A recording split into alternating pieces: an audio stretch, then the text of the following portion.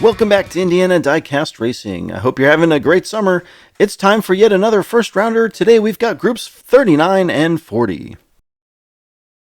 Hitting leadoff for 39 and Rust Belt Diecast, Lanty McQuaid is driving Irish Goodbye, a 54-gram Roger Dodger 2.0. From Golden Owl Racing, it's Grey Wizard at the helm of Tears of My Enemies, a salt flat racer weighing 44 grams. In what is her third or fourth tournament here for DRT3K, Cookie Monster is driving a strange camoed diesel boy called Bossy Oak, weighing in at 50 grams. And in the cleanup spot, Thing 2 from Funky Mother Chicken Racing is in Hubba Bubba, a bubble racer weighing a hefty 81 grams. Lanty and Grey Wizard start up front, Cookie Monster and Thing 2 in the back. Thing 2 with a slow start on the back outside, Lanty and Cookie pull ahead. Lanty looking good. Oh, he rolls an Echo Base.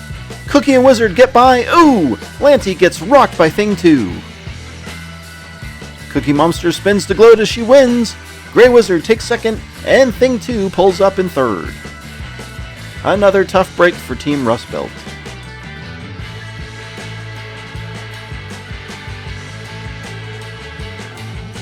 That Echo Base turn seems to be the number one trouble spot, and this time it claims Lanty. You know, we may wind up decreasing the angle of the Coroplast straight after round 1 to help reduce the number of wrecks. DRT3K on top after 1, Golden Owl second, and FMCR third. Cookie picks up where she left off. Probably important to note that she took lap 1 starting from the back row. Lanty matches her start, but that inside lane puts Cookie Monster back out front. Down the Coroplast, it's Cookie, Lanty, Wizard, and Thing 2. Cookie expertly navigates the S section, and she leads coming to the final straight. She wins by an even larger margin on lap 2. Grey Wizard is rolling in slowly for second, but where's Lanty McQuaid? It's a double DNF, as both Lanty and Thing 2 are wrecked on the backside of the Savage Square.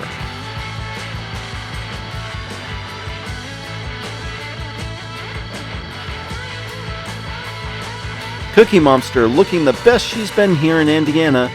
If she can make round 2, she'll likely be a deep contender. Cookie solidly on top, though only 2 points ahead of Grey Wizard, the pair looking to run away with this one. 2 for 2 on the inside lane, Cookie Monster moves to the front outside while Thing 2 gets the pole. Cookie and Lanty with a strong start on the outside lane, DRT3K could make it 3 in a row here. Cookie Monster rolls an Echo Base, and this time it's Lanty. No! Lanty wrecks, and now Grey Wizard undercuts Thing 2 to take the lead, and he's going to be the only survivor of lap 3, taking an important 4 points that may spell the end of Thing 2 and Lanty McQuaid.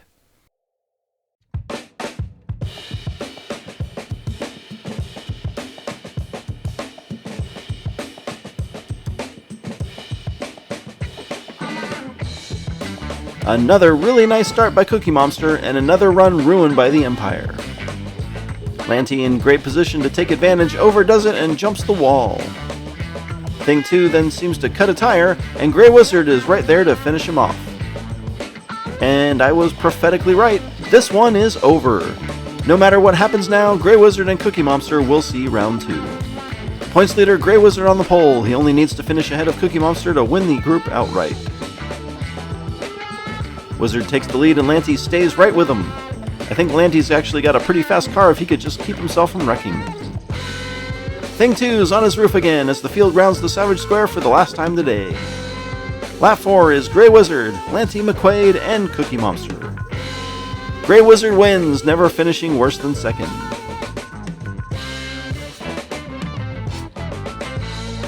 That's right, we're up to the 40th group of the first round, and oh no, Rust Belt Diecast is putting another driver on the track in a Roger Dodger 2.0, this one called Shimmer, driven by Slick Nick. His Elf Jalopy weighs 54 grams.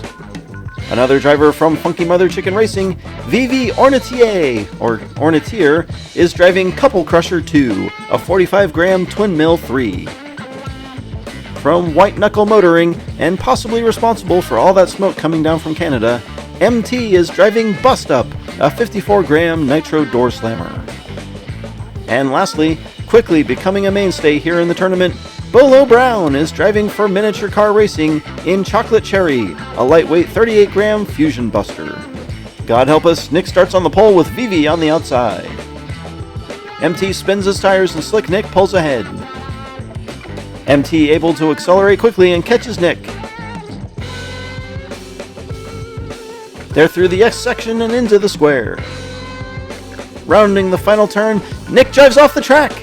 It's a bang-bang finish, but I think MT is able to hold on for the W. We'll have to go to replay to see who took second. Just like Lanty before him, Nick seemingly had everything well in hand but spins exiting the final turn and jumps the track in a spot we just really don't see cars doing that. As they come to the line, Bolo's got some mad speed, but it looks like Vivi holds on for 3 points. An inauspicious beginning for Rust Belt. They seem to have had the worst luck this tournament. MT assumes the pole, Slick Nick outside with Bolo and Vivi in the back. Another slow start by MT, but he pours on the coals and jumps ahead of Nick before turn 2. They slip and slide through the S section and Nick challenges for the lead. They hit the final straight and Vivi gets past both of the boys to win lap 2. Ooh, Bolo Brown comes in to set off a ricochet that saves MT's lap, but unfortunately doesn't do anything for himself. Nick surprisingly found some speed in the flat of the square, pulling alongside MT just in time to round the final turn. MT spins and blocks Nick, however he opens the door for Vivi, who makes the late double pass, winning the lap. Bolo Brown picks the wrong line, and instead of taking second, he'll end the first half with a DNF. Vivi ties it up with MT.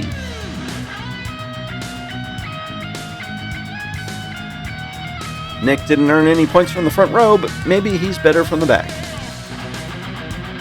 MT neck and neck with Bolo now pulls ahead on the outside lane.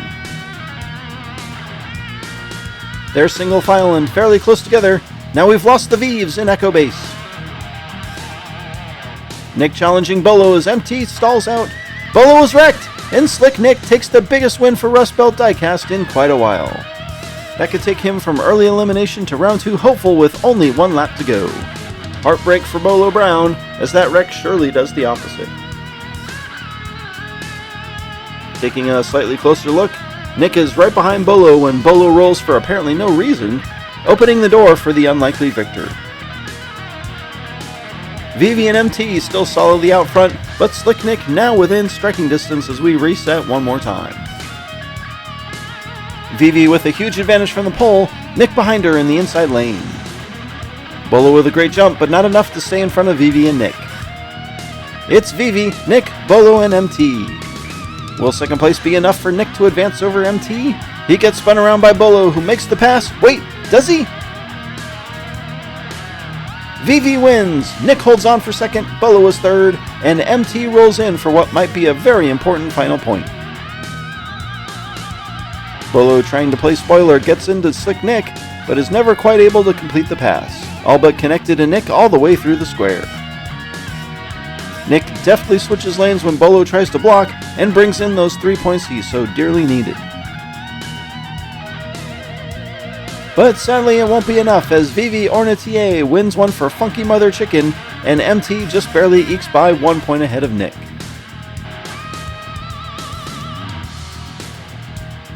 Checking out the leaderboard, it's Grey Wizard with the top points of the day.